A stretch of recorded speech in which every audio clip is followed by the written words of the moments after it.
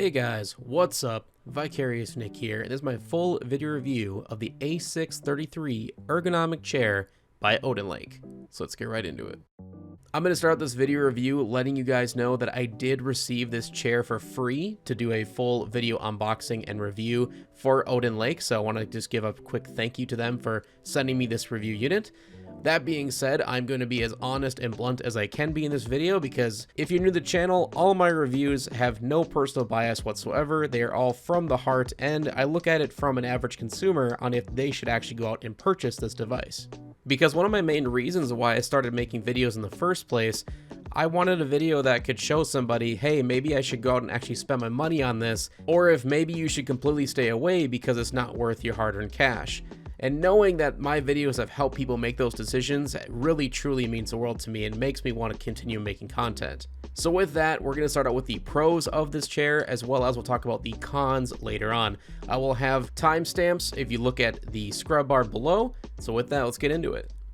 Starting out with the pros of the A633, it came with very easy installation instructions, and I really had no issues at all setting it up, but I will say I did run into one snag that I have in my unboxing video. I'll have a link to that in the description below, and my full installation as well, where I ran into a weird issue, which again, I don't know if it's something with a manufacturing issue, maybe it was like a one-time dud. Hard to say, but I was able to get around it by basically not following the instructions for the last two steps. And essentially the way that I had it in the instruction manual is if you did it in the way that it wanted you to, there was no way to slide the backrest into the actual seat cushion to properly secure it. So I had to untighten the bolts from the seat cushion and do it that way, which again was in the opposite order of what it stated, but it did end up working for me. So again, this could be an issue with the instruction manual in general, or with a one-time dud from the manufacturer. With that being said, I'm not going to take off any points for it because I was able to get around it, but it was a little bit of a headache. All in all, the installation should only take you anywhere from 20 to 35 minutes. It's a pretty simple process to fully complete the chair. It has a great futuristic and minimal design, which I honestly love it. It looks really great, and the charcoal black color scheme really suits it well.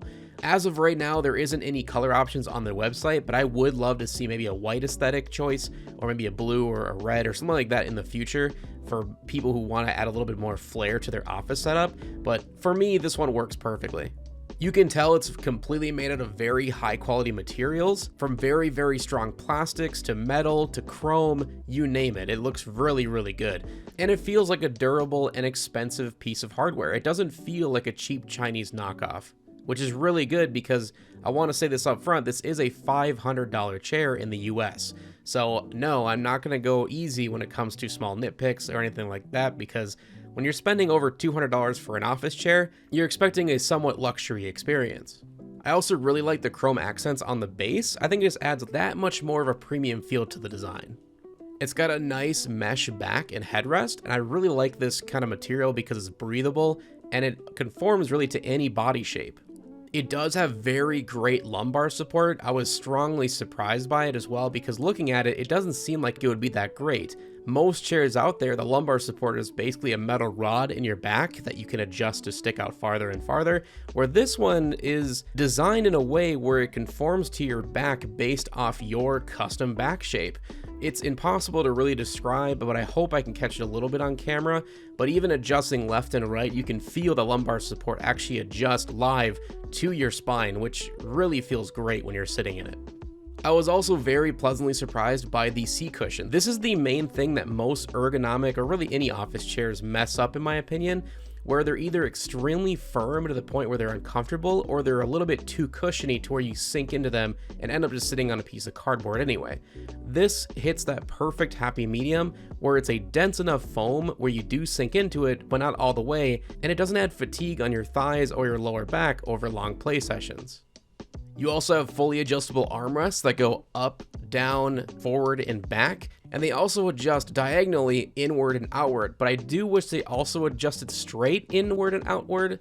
So the way to describe this is on my Seeker Labs chair, the actual armrest can adjust inward and outward to accompany if you are a wider set person or a narrower person for the way that your arms rest. It's probably my favorite feature of the armrest on my Seeker Labs chair, and it's a real shame that you do not have that adjustment here. It's kind of a one-size-fits-all scenario. They also give you many positions to lock in place for the backrest, so you can actually end up laying pretty much all the way flat back without it falling over. And of course, you have the built-in leg rest, which is a super cool and nifty feature. I don't know how much I would personally use it in my setup, but I know a lot of people do take naps in their office chairs nowadays, especially with the adjustable backrest going all the way back, and it is a very comfortable experience.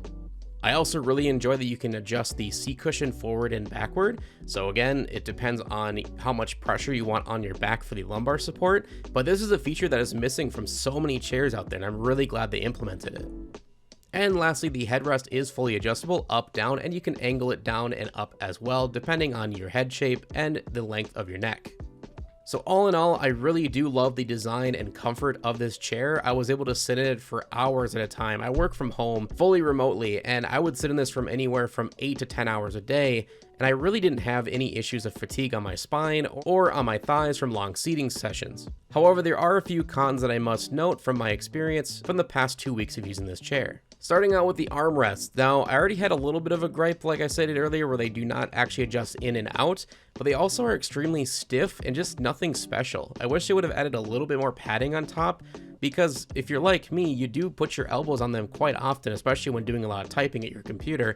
And when you have your elbows on these types of wrist rests for more than 30 minutes, you start to feel the fatigue on your elbows, and it just gets very uncomfortable, and especially if you have your forearms on them. So armrests, I think they need to go back to the drawing board for. The chair adjusts up and down, but in my opinion, it does not get tall enough. I'm at average height for a man. I'm at 5 foot 10 inches. And I feel that it's a little bit too short for me even. So I can't imagine if someone was 6'2", 6'5", sitting in this chair, their legs would be way too close to the ground. So if they were to make another iteration, I wish it got a little bit taller. The headrest is fully adjustable, like I stated before, but the comfort of it is still a little bit stiff. I think this is due to the headrest is just not tall enough, but I understand it might lose a little bit of its design factor if you were to lengthen the headrest, but if it also made it more comfortable, I think it'd be a better alternative. The wheels are all plastic and nothing real special. I wish they were made of metal or had some chrome accents like the base itself does, so they don't feel super cheap, but they do roll quite nicely, and I didn't really have any issues with snagging on my carpet, which is really good. The footrest is a really cool feature, like I stated before, but it could have had some padding on it because it is pretty much just a very hard plastic. I do like that the slide out mechanism is a fully stable piece of metal, and it does feel solid. It doesn't feel cheap or flimsy or like you can break it off by sitting on it. But again, the pad itself is straight plastic. There's no padding whatsoever, so I could see your legs getting a little bit of fatigue with using this for long periods of time. The lumbar support is also not adjustable. Now, I know I stated this before that it does have kind of a self-adjusting capability with its mesh backing, but you can see where the curvature is essentially on the chair, and there is no way to raise or lower that. So even though this worked just fine for me, I could potentially see this being an issue for taller or shorter people. And the last little con, and I know some of these sound kind of nitpicky, but again, when you're looking at a $500 chair, I gotta be a little nitpicky, right?